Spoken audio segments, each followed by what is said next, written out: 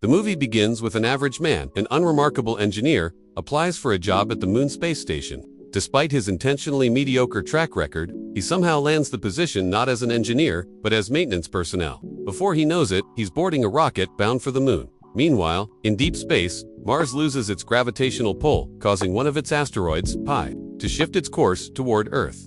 To prevent catastrophe, the world unites under the United Nations Moon Shield (UNMS) project. Their plan: turn the moon into Earth's shield, fortify the space station, and develop a powerful helium-3 superweapon, the Cosmic Striking Hammer.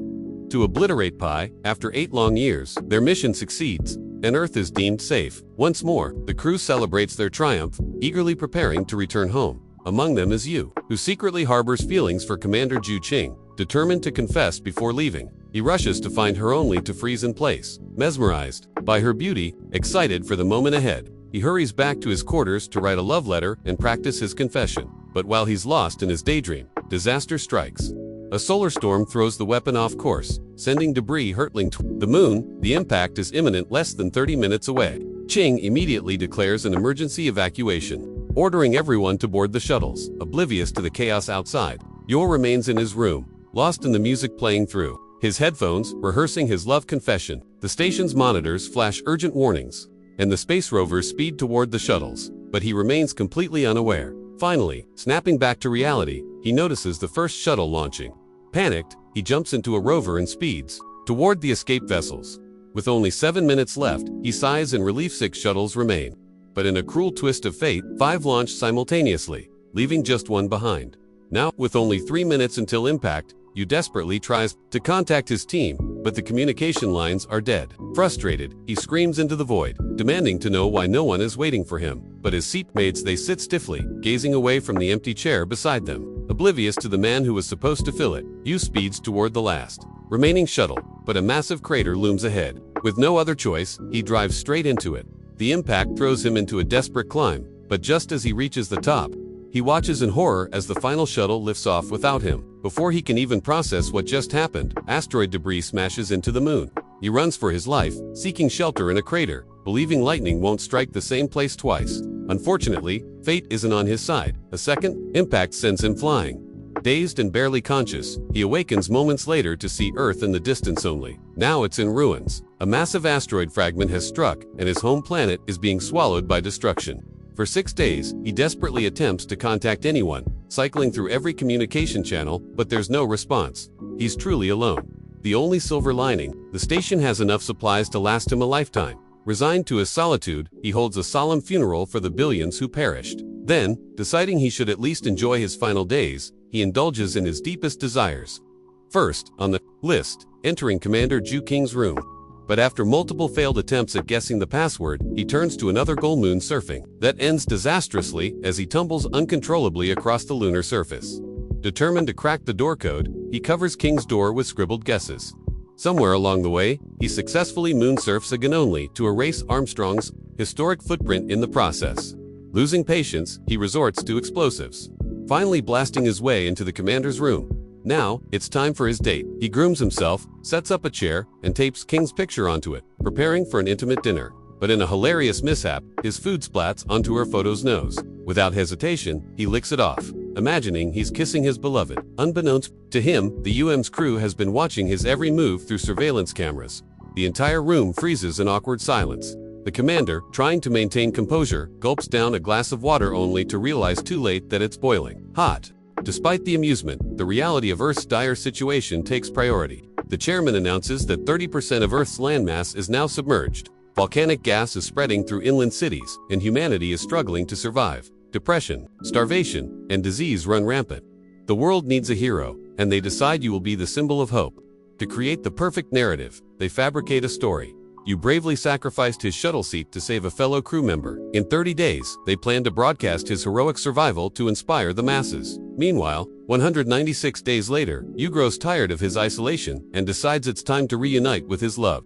However, he realizes that all his previous attempts to end his misery, starving, overeating, have failed. Spotting a bottle of medicine, he heads to the warehouse, unaware that this is the moment Earth will finally see him live. At the same time, the last remaining voice actor arrives at the UNM's base, ready to dub Yu's broadcast. The team assumes he's a professional, but in reality, he's just an internet influencer known for comedic voiceovers. Back on the moon, Yu enters the warehouse and sees a voluptuous silhouette. Excitedly, he approaches, ready to share his food but clarifies that he already has someone in his heart.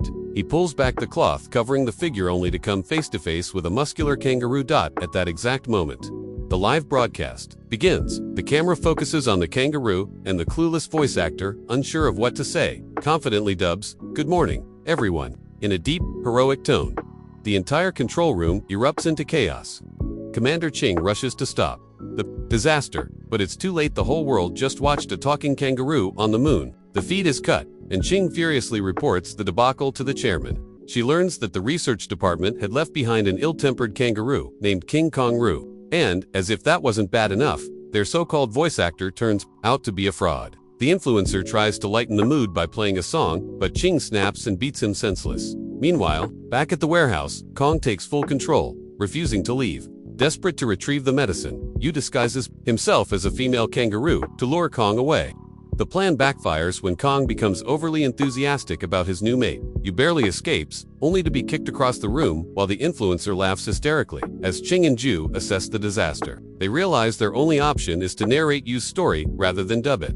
However, another problem arises. Yu now faces off against Kang in an all-out battle, armed with a 3D Gatling gun. Viewers watch in anticipation, only for Kang to dominate the fight with its superior agility. Meanwhile, the voice actor, now playing a flute for dramatic effect, unknowingly broadcasts his music through Yu's headset. Enraged, Ching kicks the flute away, right as Kang delivers a devastating final kick to Yu, knocking him out cold. Moments later, Yu regains consciousness and sees movement on his communication monitor. Though he can't hear them, he bursts into tears, proof that he isn't alone, but his spirits lifted. He decides it's time to return to Earth. He proposes a truce with Kong, raising his hand for a high five. The kangaroo, unimpressed, punches him instead.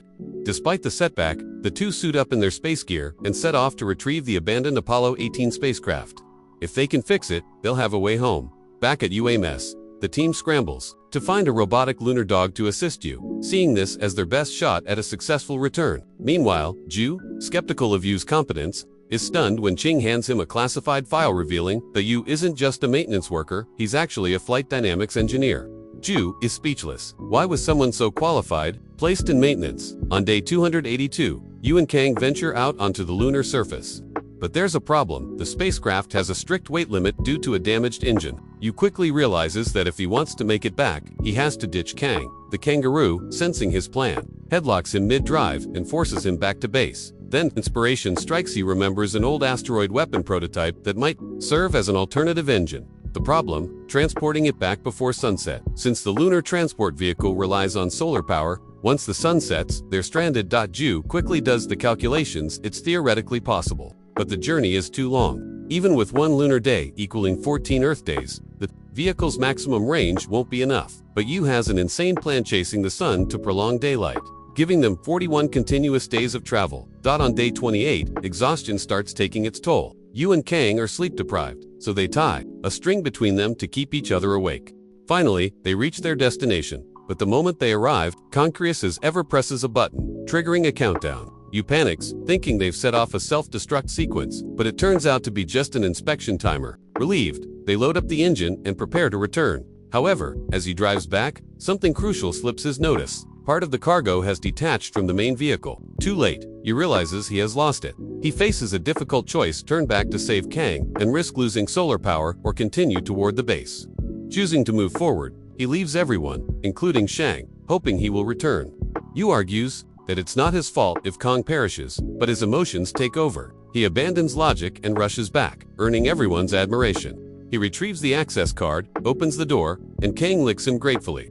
Yu jokes about taking punches well, prompting the kangaroo to playfully hit him. Unfortunately, calculations reveal they may not have enough power to make it back. Flutus insists they must keep trying, and Shang commands everyone to track the vehicle. Their best chance lies in excavating the lunar dog, which holds the batteries needed to reach the base. With 142 hours of sunlight remaining, Yu drives non-stop for 53 hours without rest. However, the dreaded sunset arrives, forcing their vehicle into battery mode, providing just 5 more hours of power. At last, the lunar dog is deployed to find them, but the vehicle switches to power-saving mode, making it impossible for Yu and him to track their location. As temperatures inside the cabin plummet, their battery dies, leaving them stranded 55 kilometers from the base. Their spacesuits can last 5 hours outdoors to pilot the lunar dog, needing to jump over a crater to save time. Unfortunately, the warning light turns red, and the vehicle falls into a cliff, leaving everyone disappointed. Meanwhile, Yu and Kang sit on the ground. Yu reflects on his life, admitting he doesn't want to become a distant star after death. He wants to stay close to the woman he loves. But Kang is distracted, chasing the reflection of Yu's compact mirror where a picture of Shang is kept. This gives you an idea.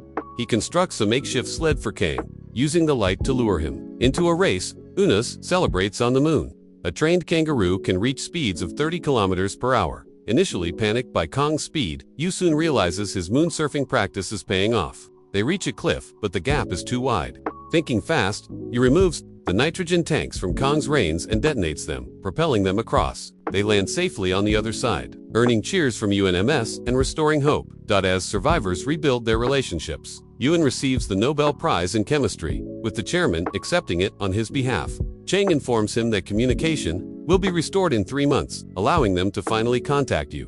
Life on Earth gradually recovers, but unknown to everyone. A massive asteroid fragment, Pi Plus, lurks in space. While fooling around, Kang accidentally touches the broken communication wires, creating static on Yu's monitor. Realizing the signal he saw before was just Kang's interference, Yu is overcome with despair. Shang, however, works tirelessly to establish a faster way to communicate with him and reveal the truth. One day, Yu prepares to say goodbye to Kang, even making a female kangaroo mascot for company. He goes outside and carves his epitaph, ready to take his own life. Meanwhile, Shang broadcasts Yu's story, urging people on Earth to show him he's not alone.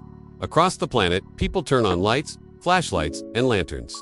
Just as Yu is about to remove his helmet, he sees Earth shining for the first time. Overcome with emotion, he collapses in tears. Returning to the base, he finally sees and hears the UMS team, who excitedly tell him about his livestream and all the people supporting him. Yu smiles through his tears. When he doesn't respond, the crowd makes way for Shang. She simply says, "Hello," and he softly replies, "Hi." With UNMs guiding him, Yu repairs his spacecraft. In a quiet moment, he confesses to Shang why he joined the maintenance department. He originally declined the job, but after seeing her near the escalator, he changed his mind. Shang, in turn, reveals that she saw him running toward the evacuation shuttle, but couldn't wait for him. Stunned, Yu asks if she would leave him behind again. She hesitates, then nods. Yu, however, only smiles, saying that's exactly why he loves her. That night, they fail to notice the radar detecting an incoming asteroid. The next day, Yu and Kang prepare for their journey home. Their makeshift spacecraft launches successfully, marking the end of Yu's 943 days on the moon.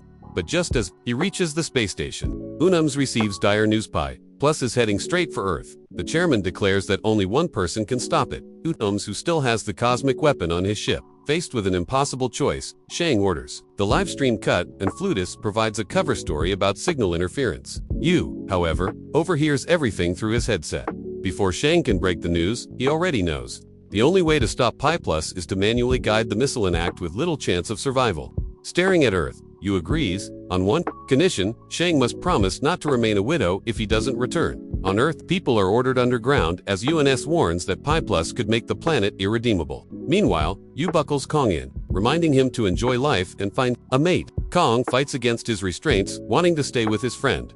The two part ways, and Yu soon enters a meteor shower. Despite his skillful maneuvers, his spacecraft is hit, spinning out of control. The only way to regain stability is to decompress, so he kicks open the hatch, stopping the spin, reporting that the missile is intact but without an engine.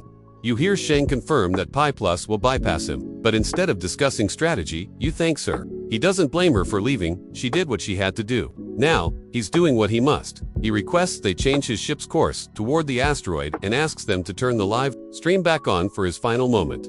With a smile, he thanks everyone for their companionship. He admits he always believed playing it safe was the best way to live, but now he understands this is his true mission. As he stands between Pi Plus and Earth, he launches the missile while singing Shang's favorite song. The control room watches. In silence, his spacesuit begins to crack from the force, his body disintegrating, yet he remains focused. Shang hesitates to press the detonator, overwhelmed by memories of Yu. At last, he gently asks, "Take me home." With tears in her eyes, she presses the button. A massive explosion follows. The asteroid shatters into countless pieces, and UNMS stares at the blank screen in shock. Survivors on Earth step outside, watching debris fall like shooting stars. Kong gazes up solemnly. A child asks her brother if they can go home. He nods, because of the Moon Man. 10 years later, Earth has fully recovered, thanks to everyone's efforts.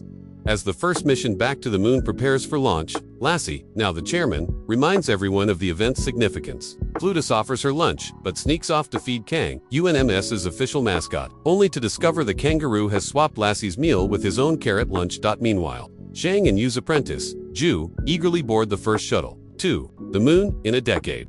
Upon arrival, Shang imagines Yu greeting her with his signature smile. Standing before his epitaph, she softly tells him that Pi pluses remain still orbit Earth, forming a planetary ring. The Moon Man has finally come home. The MOONBASE remains intact, preserving the memory of Earth's hero, Duguyue, especially his final love letter to Shang. Thank you for watching. Please subscribe.